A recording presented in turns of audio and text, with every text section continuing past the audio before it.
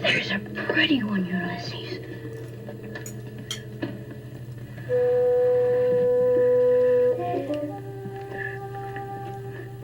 There it is. Hello BookTube, I'm Sean the Book Maniac. Welcome back to my channel. Here I am with my TBR for Gone with the Book, which is a read-a-thon that has been organized by Mel of Mel's Bookland Adventure. For this read-a-thon, I'll put a link to her announcement video in the show notes. You are to read works of fiction, as many as you can fit in, to your reading life, of 20th century fiction published before 1950. So here's my TBR. I did a recommendation video a few days ago. I will put a link to that in the show notes. Here are the ones that I'm hoping to get to. That my top 3 or 4 or 5 will be the ones that I'm hoping to get to. And then a whole pile of possibilities. The Gone with the Book Read-a-thon is innovatively scheduled for the final 7 days of each of the next 3 months, including September. So the last 7 days of September, and then the last 7 days of October, and then the last 7 days of November. I'm hoping to get to at least 3 of these. I originally put my recommendations video and my TBR video all together, and then that was too much, and I had other reasons that are too boring and neurotic to explain. I've split them up. So this is my refilmed introduction. Let's go back to the TBR that I filmed several days ago. Okay, so now let's move on to books that I'm considering for my TBR, and I am planning to read one novel each of those 7-day periods. I'm going to put them kind of in order of my preference, of my interest, and who knows where I'll end up, or what I'll bail on, or what I'll end up reading, but here is what I've come up with. The farther down on the list, the less I'm going to talk about them, just in the interest of time. I have long been interested in trying something by the British novelist Ivy Compton Burnett. I remember she was talked about in the Barbara Pym biography I read last year. I can't remember if it was because Pym liked her or not, but she was active around that time, and I think she was more kind of, my image of her from whatever it is that I've read is that she was pretty severe and something. Yeah, just look at this picture of her as an older person. Oh my God, I'm scared. And her prose style is not for everyone, but I've never tried her. So on Scribd, most of her novels are there as ebooks. So I checked Goodreads rating and whatnot. I did about 25 seconds of due diligence, and I think I would try Men and Wives. It was somewhat early in her long career. Her last novel during her lifetime was published in 1963. She died in 1969. But Men and Wives was her, according to Wikipedia, her 4th novel, published in 1931. I don't know anything about it, or if I read something before, it's gone out of my head, and that's the way I like to go into a book. So I hope to try that. So that might be for the first 7-day read-a-thon. Another one that I've had sitting on my shelves for 6 months or so, that I bought because of Eric Carl Anderson, a Persephone book, Despised and Rejected by Rose Alatini. And this one, I believe, is, there's the end papers, was published in 1918. So I should have read it last year on its 100th anniversary. Yes, so it was republished by Persephone in 2018. I think it was published under a pseudonym A.T. Fitzroy, but the author is Rose Alatini, and it's a queer-themed novel. She was born in 1890 and died at the age of 90. Born in Vienna to an Italian-Jewish father and an Austro-Polish mother, and then was brought up in London. And this novel has a very, very gay theme. So, hello.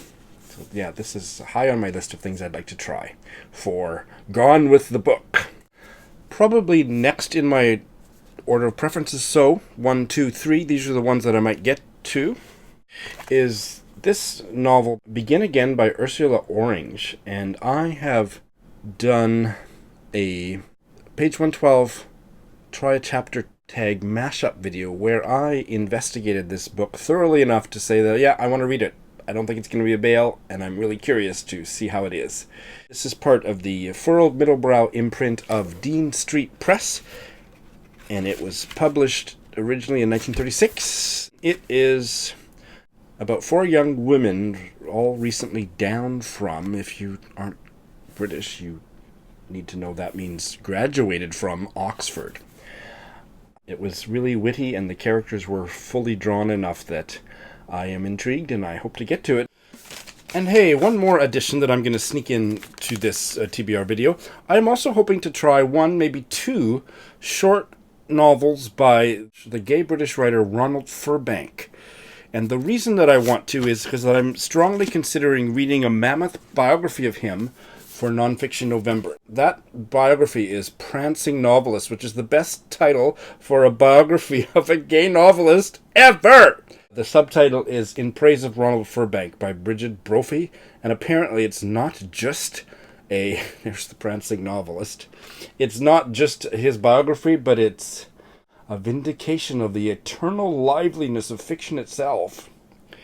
But I have not read a word the man, Ronald Firbank, has written, so I figure I better try something by him. And if I don't like it at all, I'm not sure that I'm interested enough to read this 600-page biography. So, Scribd has a couple shorter works by him.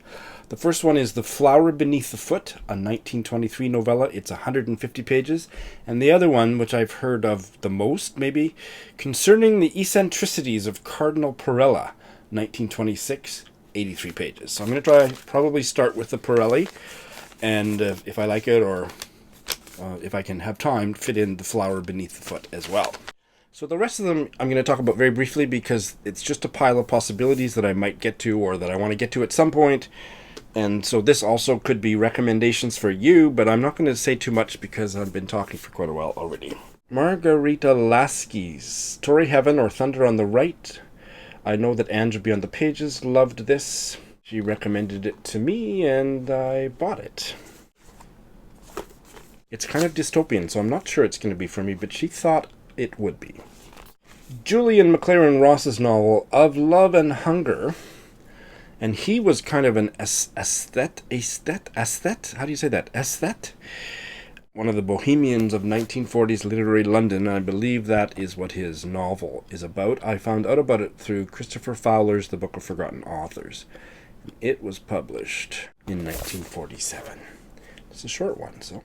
Elizabeth Bowen, the Irish writer. This is one of her novels, The Last September, which I was hoping to get to for the Irish Read-a-thon earlier this year. Didn't get to it. 1929, I believe. It's another short one, but I hear that her writing is kind of challenging to read, kind of dense. Never read anything by her. This is another E.F. Benson novel, part of the Lucia series that I've never read, Trouble for Lucia, originally published in 1939.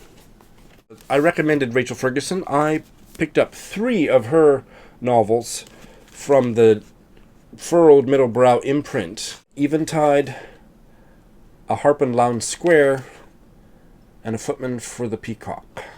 Recently hauled them. I'm planning to buddy read them with Leah. I don't think I'm going to try to rope her into a buddy read during this tripartite readathon, so probably I won't get to them during that, but they're on my pile of possibilities.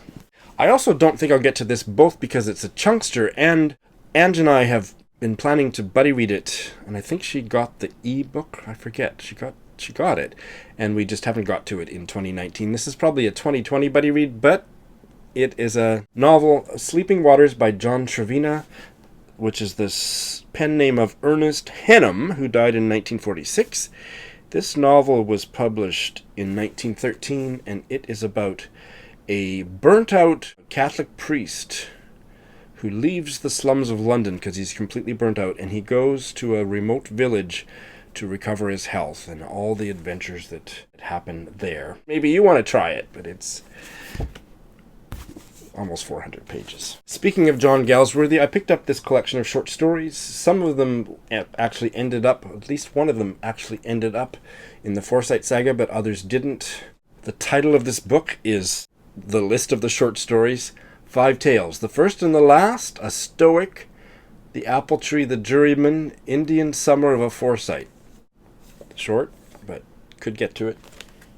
I recently picked up this dust jacketless novel, originally published in 1938 by D.E. Stevenson, Smoldering Fire. This is a reprint, and Leah and Ange both say they don't think they ever talked about her, so I don't know where I heard about her. This is kind of a romance novel, so I'm not sure. This might be a hand-me-down to cousin, but it does fit the period. I recently hauled a couple books from Handheld Press that fit. This is Gerald O'Donovan's Vocations, originally published in 1921, set in a small town in late Victorian Ireland, and I think it might be about nuns. What do you think? And Una L. Sibarad's Desire, and yes, she is a British novelist, and this was published in 1908. And I think that's enough. You can look it up if you want more information, but that's on my pile of possibilities. And lastly, two more Persephones. Another Dorothy Whipple, They Knew Mr. Knight. I've heard it's not very good, but it's on my pile of possibilities. I'm not going to get rid of it until I've at least tried it. And this is a darling of a certain segment of BookTube, and Beyond the Pages at all. This is an actual diary of a provincial lady by E.M. Delafield, and it was also featured in the Book of Forgotten Authors. That's piles of possibilities, but I am so excited to be participating in this uniquely structured read-a-thon, Gone with the Book, and stay tuned for my progress. Thanks for watching.